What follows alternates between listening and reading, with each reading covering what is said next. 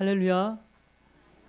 네, 오늘 주일 일부 예배를 나온 성도님들에게 하나님의 은혜와 평강이 늘 함께 하시기를 축복합니다. 지난주에 설 명절이었는데요. 잘 보내셨나요? 네, 우리 옆에 분들과 샬롬하고 서로 인사 나누겠습니다.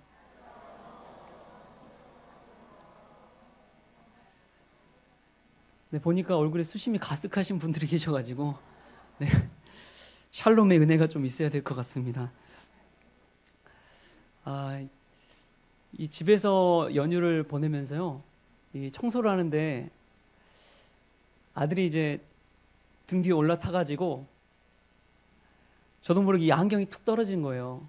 이 안경이 떨어졌는데 왜 떨어졌냐면 이 나사가 헐렁헐렁해가지고 툭 떨어지더라고요.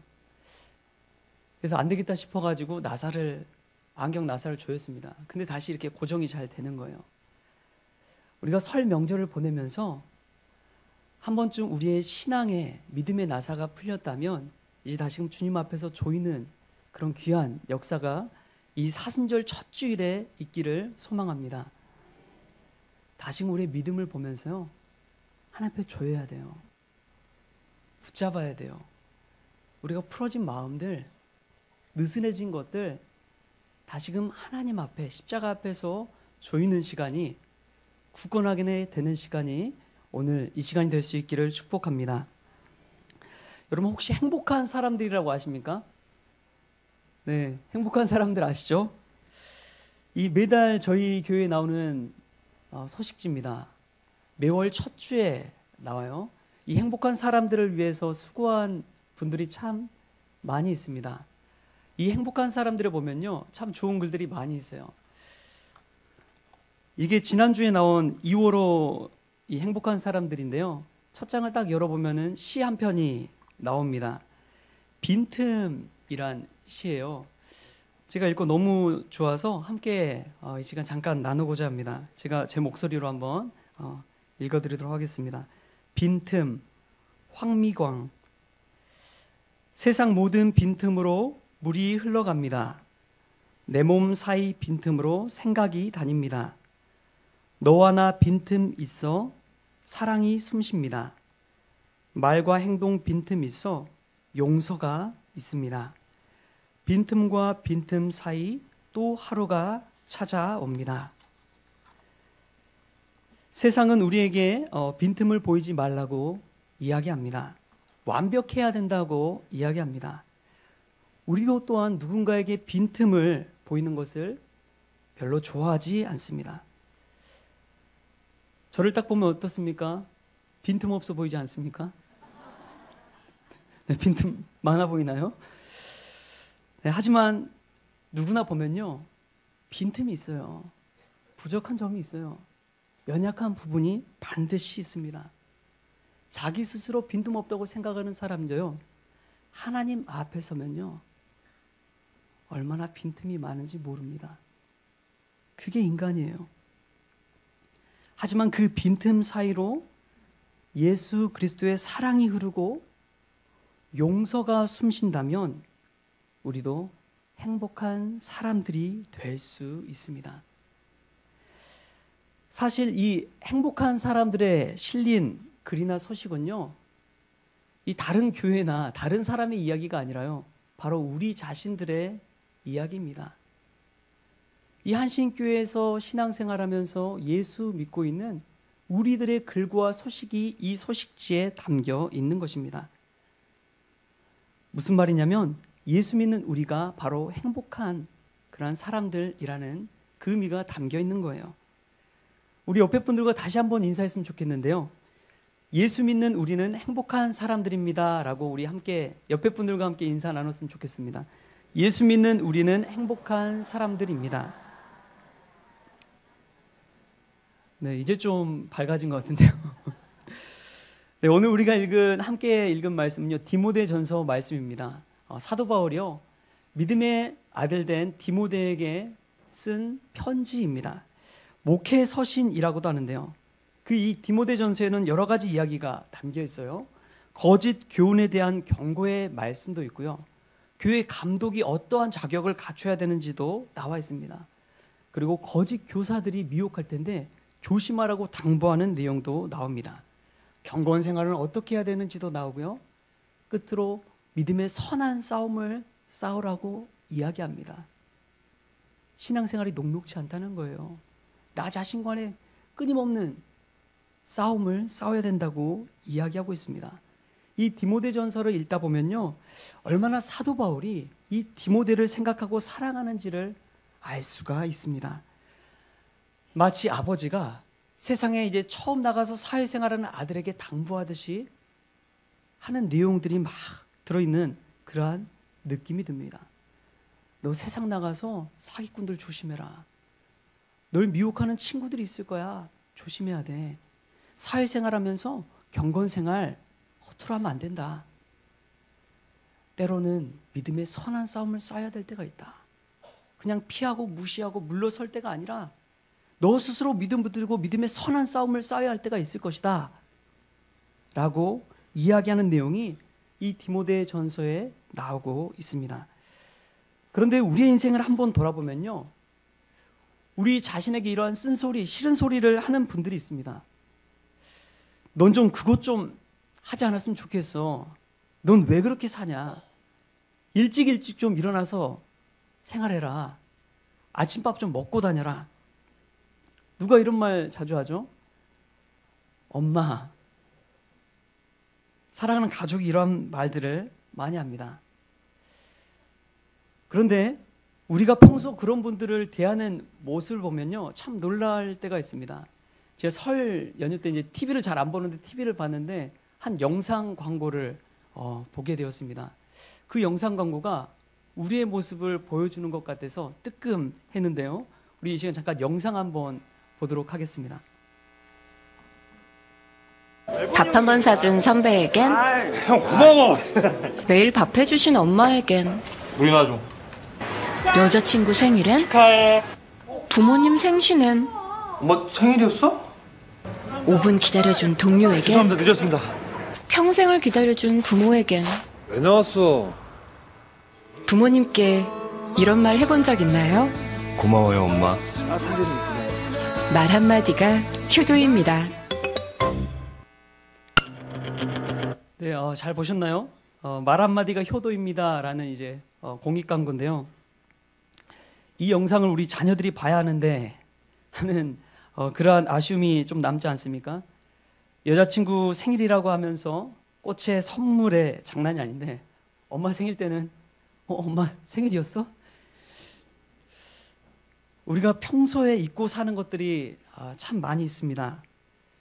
그것은 너무나 당연하다고 생각하는 부모에 대한 사랑, 효애에 관한 것도 있지만요, 특별히 하나님 아버지를 믿고 사는 우리들은 이 하나님 아버지의 사랑과 은혜를 잊고 살 때가 너무나 많다는 것입니다. 하나님의 사랑과 은혜를 잊어버릴 때 우리가 또한 함께 잊어버리는 것이 있습니다. 그것이 감사입니다. 고마워입니다. 믿지 않는 사람들은 이렇게 말하곤 합니다. 내가 열심히 고생해서 번 돈으로 내가 먹고 사는데 뭘 감사해? 엄마, 나한테 어떻게 이럴 수가 있어? 엄마니까 당연히 해줘야 되는 거 아니야? 날 낳았으니까 책임져야 할 거 아니야? 이것도 해주고 용돈도 좀 줘. 철없는 자녀들은 고생해서 키운 엄마 아빠에게 당연하다는 듯이 이렇게 말하곤 합니다. 하지만 부모의 사랑을 알고요, 이 하나님의 사랑을 아는 사람들은 말합니다. 엄마 아빠 고마워, 사랑해. 하나님 아버지 감사합니다. 하나님 사랑합니다. 혹시 오늘 말씀 듣는데 마치 하나님 아버지의 사랑을 당연하다는 듯이 생각하시는 분이 계십니까? 부모님께 계실 때, 부모님 살아 계실 때 잘해야 하듯이요, 우리가 이 땅 가운데 거할 때 하나님을 위해 잘할 수 있기를 바랍니다. 주일 예배 빠지지 마십시오. 꼬박꼬박 잘 들으십시오. 시간 날 때마다, 틈날 때마다 부모님께 전화하듯이 하나님께 기도하십시오. 그리고 하나님께 받은 사랑을 주위 사람과 나누시면 됩니다. 우리 하나님이 돈을 바라시겠습니까? 천지 만물을 지으신 하나님인데 뭐가 더 필요하시겠어요? 그런데 실제로 우리 부모님들은 돈이 좀 필요하시니까요, 좀 두둑히 챙겨드릴 필요가 있습니다. 틈날 때마다 돌아보시고요, 챙겨주십시오.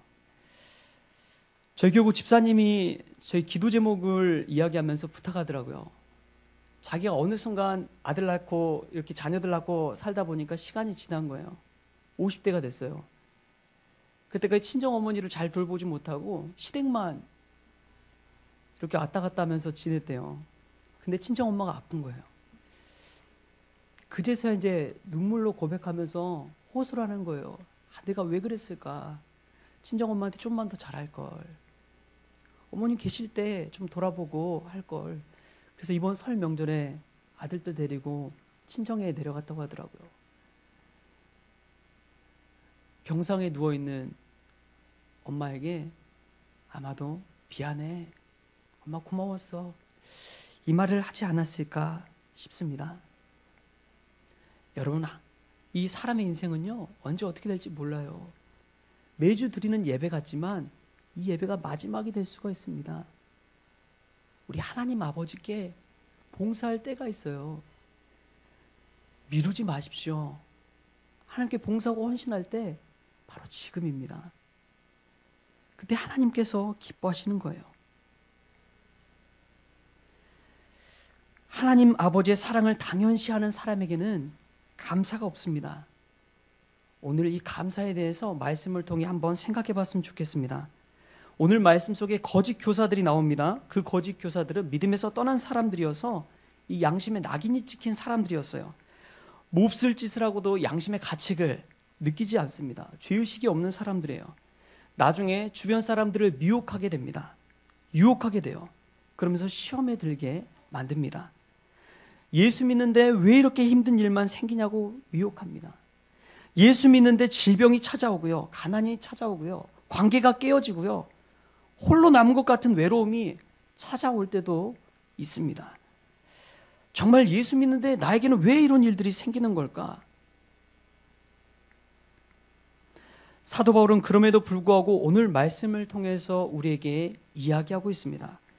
오늘 우리가 읽었던 말씀 디모데전서 4장 3절에서 5절까지 다시 한번 같이 읽었으면 좋겠습니다. 3절에서 5절까지 같이 읽겠습니다. 시작.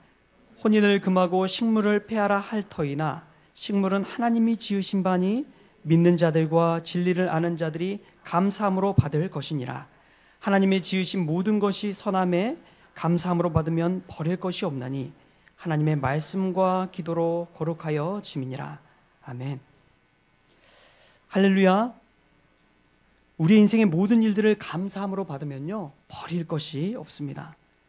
때로는 시험이 찾아오고 어려움이 찾아오지만 하나님이 주신 것이라고 믿고 감사하게 된다면 시험이 더 이상 시험이 아니고요, 어려움이 더 이상 어려움이 아닙니다. 시험이 연단이 되고요, 위기가 곧 기회가 되는 것입니다. 프랭클린 루즈벨트 대통령이 대학생 때 이 기숙사 생활을 했는데요, 그때 도둑이 들었다고 합니다. 그래서 자신의 물건을 훔쳐갔다고 해요. 그 소식을 들은 친한 친구가 이 루즈벨트에게 위로의 편지를 썼습니다. 그 편지를 받고 프랭클린 루즈벨트가 이렇게 답장을 보냈다고 합니다. 친애하는 친구에게 위로 고마워. 하지만 나는 개의치 않아. 오히려 도둑에게 감사한 걸. 왜냐고? 첫째, 도둑이 내 목숨이 아니라 내 물건을 훔쳐갔으니까. 둘째, 내 물건 전부가 아니라 일부만 훔쳐갔으니까. 셋째, 무엇보다 가장 다행인 건 도둑이 된 게 바로 내가 아니라는 사실일세. 그리스도인은 모든 인생의 주관자가 하나님임을 믿는 사람입니다. 때로는 우리의 인생에 차가운 겨울과 같은 시련이 닥칠 때가 있습니다. 그때마저도 하나님의 인도하심에 감사할 수 있는 마음을 품을 수 있기를 바랍니다. 제가 몇 주 전에요, 월요일에 당직을 서려고 나왔는데요, 그때는 한파가 몰아쳤어요. 참 추운 날이었습니다. 집에서 나와서 지하철을 타러 가는 그 길을 걷는데 주변에 나무와 풀이 보이는 거예요. 평소에는 잘 보진 못했는데 그날따라 여유 있게 걸어서 그랬는지 주변에 이 겨울나무와 풀을 보게 되었습니다. 근데 문득 하나 나뭇가지 없는 그 앙상한 나무들을 보면서 문득 내가 살아있음에 감사한 마음이 들었습니다. 그러면서 이 시편 말씀 한 구절이 떠오르더라고요. 시편 136편 1절 말씀인데요. 여호와께 감사하라. 그는 선하시며 그 인자하심이 영원하심이로다. 우리 같이 한번 읽어볼까요? 시작.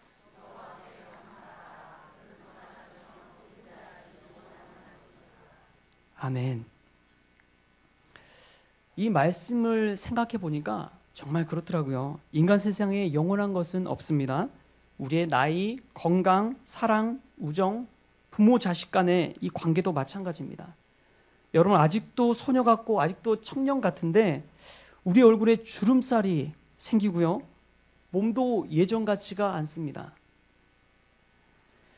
결혼하기 전에는 당신 없이는 못 살아 하던 사람이요. 결혼하고 나니까 당신 때문에 못 살겠어 라고 고백을 하게 됩니다. 부모 자식은 또 어떻습니까? 어렸을 때는 그렇게 예쁘고 천사 같더니 크고 나니까 이 뭐 달라하고 마음 상하게 하고 결혼하니까 남들보다 더 멀리 떨어져 나간 것 같고 내 자식이 아닌 것 같은 그러한 생각이 들 때가 있지 않습니까? 지난주가 명절이었는데 명절이 되어도 얼굴 비치지도 않는 그러한 자녀들도 있을지 모르겠습니다. 부모 자식 간의 관계도 영원하지가 않는 것이죠. 친구, 우정 말할 것도 없습니다. 노년에 믿었던 친구한테 한번 상해 한번 당해보신 적이 있으십니까? 그런데도 우정이 영원하다고 할 수 있을까요? 딱 한 가지 영원한 것이 있다면요. 오늘 우리가 읽은 이 한 절 말씀에 나옵니다. 하나님은 선하시며 인자하신 그 인자하심이 영원하신 분이라는 사실입니다. 하나님께서는 우리를 영원히 사랑하시고 선하게 대해주신다는 그 사실이 바로 영원하다는 그러한 축복의 말씀입니다. 이 사실이 얼마나 감사한지 모릅니다. 이 말씀에 감사하는 사람은요, 세상 모든 것이 다 하나님의 주신 선물이요 축복입니다. 심지어 우리에게 닥친 고난과 어려움까지도 말입니다. 빙점이란 유명한 소설을 쓴 미우라 아야코라는 일본 작가가 있습니다. 폐결핵과 직장암 그리고 그 외에도 여러 가지 질병으로 인해서 몇 번이나 죽음의 문턱을 드나들었고요. 그 후유증으로 계속 병약한 삶을 살다가 1999년 77세를 일기로 사망했습니다. 그런데 미우라 아야코는요, 믿음으로 이렇게 고백했습니다. 병들지 않고서는 드리지 못할 기도가 따로 있습니다. 병들지 않고서는 믿을 수 없는 기적이 따로 있습니다. 병들지 않고서는 들을 수 없는 말씀이 따로 있습니다. 병들지 않고서는 가까이 갈 수 없는 성소가 따로 있습니다. 병들지 않고서는 우러러 볼 수 없는 얼굴이 따로 있습니다. 오, 병들지 않고서는 나는 인간이 될 수조차 없습니다. 이것을 쉽게 말하면요, 이렇게 말할 수 있습니다. 병들고 나서야 드릴 수 있는 기도가 따로 있습니다. 병들고 나서야 믿을 수 있는 기적이 따로 있습니다. 병들고 나서야 들을 수 있는 말씀이 따로 있습니다. 병들고 나서야 가까이 갈 수 있는 성소가 따로 있습니다. 병들고 나서야 우러러 볼 수 있는 이 얼굴, 주님의 얼굴이 따로 있습니다. 오, 병들고 나서야 나는 인간이 될 수 있었습니다. 그렇습니다. 어려울 때 주시는 하나님의 은혜가 따로 있습니다. 가난할 때 주시는 하나님의 은혜가 따로 있습니다. 진짜 병들고 연약해졌을 때 그때 주시는 그 하나님의 은혜가 따로 있습니다. 사도 바울도요, 자신의 몸속에 평생의 육체의 가시를 안고 살았습니다. 하나님께 3번이나 간구했대요. 하나님, 이 육체의 가시 좀 저한테 없애주세요. 그런데 하나님께서 사도 바울에게 이렇게 이야기했대요. 내 은혜가 너에게 족하도다. 이는 내 능력이 약한 데서 나옴이니라. 이런 하나님의 말씀을 들은 사도 바울이 고린도후서 12장 9절에서 10절에서 이렇게 고백하고 있습니다. 이러므로 도리어 크게 기뻐함으로 나의 여러 약한 것들에 대하여 자랑하리니 이는 그리스도의 능력으로 내게 머물게 하려 함이라. 그러므로 내가 그리스도를 위하여 약한 것들과 능욕과 궁핍과 핍박과 곤란을 기뻐하노니 이는 내가 약할 그때에 곧 강함이니라. 우리가 약할 때, 우리가 넘어질 때, 우리가 곤란을 당할 때 그때 강해질 수 있고요, 일어설 수 있고요, 곤란에 기뻐할 수 있습니다. 왜냐하면 우리 안에 예수님이 계시기 때문입니다. 제가 참 힘들고 어려울 때가 있었어요. 그때 수험생 시절일 때였습니다. 그때 이제 교회에 가서 혼자 부르는 찬양이 있었어요. 그 찬양 중에 이런 찬양이 있었습니다. 약할 때 강함 되시네 나의 보배가 되신 주 나의 모든 것 주 안에 있는 보물을 나는 포기할 수 없네 주 나의 모든 것 십자가 죄 사하셨네 주님의 이름 찬양해 주 나의 모든 것 쓰러진 나를 세우고 나의 빈 잔을 채우네 주 나의 모든 것 예수 어린 양 존귀한 이름 예수 어린 양 존귀한 이름.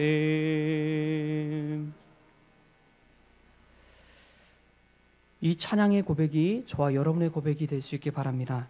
그렇습니다. 우리 주님이 나의 모든 것 되십니다. 주님이 나의 전부 되었을 때 우리는 때로는 약한 상태에, 연약한 상태에 놓일지 모르지만 우리는 강해질 수 있고요, 다시 일어설 수 있습니다. 예수님의 사랑과 은혜에 감사할 수 있기를 바랍니다. 그러면 일어설 수 있습니다.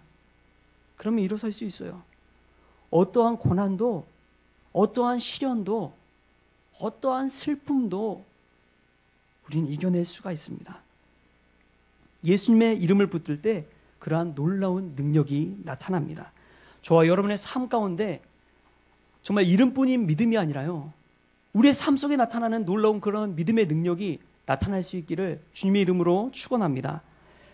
오늘이 특별히 사순절 첫째 주일입니다. 사순절은요, 성의 수요일에 시작해서 부활절 전주까지 주일을 제외한 이 40일을 사순절로 지킵니다. 이 사순절 기간 동안에는요, 우리 예수 믿는 사람들은 주님의 십자가를 생각하면서 회개와 기도하는 시간을 갖고요, 절제와 금식하는 시간을 갖습니다. 깊은 명상과 경건 생활을 통해서 이 순환의 길을 걸어가신 주님을 기억하는 것이죠. 그러면서 그 십자가에 지신 주님을 생각하면서 그 은혜를 감사할 수 있어야 합니다. 이 사순절 기간 동안에 십자가를 묵상할 수 있길 바랍니다. 예수님을 바라볼 수 있기를 바랍니다. 다른 사람을 위해 십자가 지신 게 아니라요, 나를 위해 십자가 지신 그 주님을 바라볼 수 있기를 바랍니다. 나 자신은 주님을 위해서, 예수님을 위해 한 것이 아무것도 없습니다. 한 게 없어요. 그럼에도 불구하고 예수님은 우리를 위해서 목숨을 내어놓으셨고요. 십자가를 지셨습니다. 우리의 죄를 대신 지시고 십자가를 지신 거예요. 이것이 십자가의 복음이요, 은혜입니다. 이 은혜를 깨닫고 이 복음이 진정 기쁜 소식으로 받아들인 자에게는요, 마음의 감사가 생겨나게 되는 거예요. 어렸을 적에 제가 잊지 못하는 장면이 하나 있습니다. 제가 초등학교 5학년 때인데요. 제가 어렸을 땐 참 짓궂었어요. 그래서 친구들과 함께 이 딸기 서리를 한 적이 있습니다. 그런데 딸기 서리를 하다 안 들켰으면 모르겠는데요, 딱 주인에게 딱 붙잡히고 말았습니다. 그래서 주인이 저를 앞장 세우고 우리 집에 들이닥친 거예요. 근데 이제 집에 때마침 엄마가 있었습니다. 엄마가 놀래서 무슨 일이냐고 이 마당에 뛰어나오셨어요. 그러자 이제 딸기밭 주인이 엄마에게 막 화를 내는 거예요. 아들 교육을 어떻게 시켰냐고. 근데요, 딸기 서리 한 건 저잖아요. 근데 엄마가 죄송하다고, 미안하다고 고개를 숙이는 거예요. 그 딸기 주인은 삿대질을 막 하죠. 근데 엄마는 죄송하다고, 잘못했다고, 미안하다고 이야기를 하는 거예요. 잘못한 건 저인데.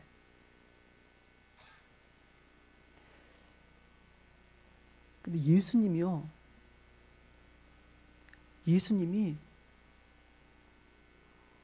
잘못한 건 우리인데 우리를 대신해서 십자가를 지셨습니다. 예수님은 하나 잘못한 거 없는데 십자가를 대신 지신 거예요. 다른 이유 하나 없어요. 우리를 사랑하기 때문입니다. 오늘 시온 찬양대가 찬양 불렀잖아요. 주보다도 날 사랑하는 이 없네. 예수님이 그만큼 우리 자신 한 사람 한 사람을 사랑해서 우리를 대신해서 십자가를 지신 것입니다. 이 사랑을 체험하고요, 이 사랑을 깨닫고요, 이 주님을 만난 사람은요, 감사할 수밖에 없는 거예요.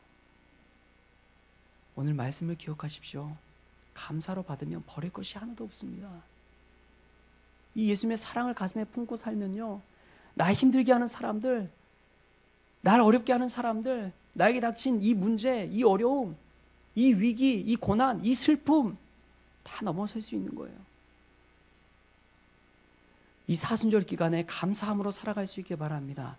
다시금 예수님 바라보면서요, 은혜와 감격함으로, 기쁨과 감사함으로 이 사순절 기간에 주님 묵상하며 살 수 있는 저와 여러분이 될 수 있기를 바랍니다. 그러한 은혜가 저와 여러분의 삶 속에, 이 한 주간의 삶 속에 가득하기를 주님의 이름으로 축원합니다. 기도하시겠습니다. 사랑이 많으신 하나님 아버지, 때로는 인생을 살아가면서 불평, 불만이 찾아올 때가 있습니다. 나에게 왜 이런 시련과 아픔과 슬픔이 찾아오는지 하나님을 원망할 때도 있습니다. 교회에 오래 다녔지만 예수님의 십자가 사랑과 그 복음을 깨닫지 못하고 그냥 왔다 그냥 갈 때가 주님 있습니다. 다시금 예수님 사랑을 체험하게 하시고 감사로 인생을 아름답게 살아갈 수 있는 우리 모두가 되게 하여 주시옵소서. 주님, 감사함으로 받으면 버릴 것이 하나도 없습니다. 고난도, 질병도, 아픔도, 나를 힘들게 하는 그 사람도 하나님 감사합니다. 이 모든 어려움을 감사로 이겨내고 그로 말미암아 성숙할 수 있는 믿음의 자녀들이 다 되게 하여 주시옵소서. 거룩하신 예수 그리스도의 이름으로 기도하옵나이다. 아멘.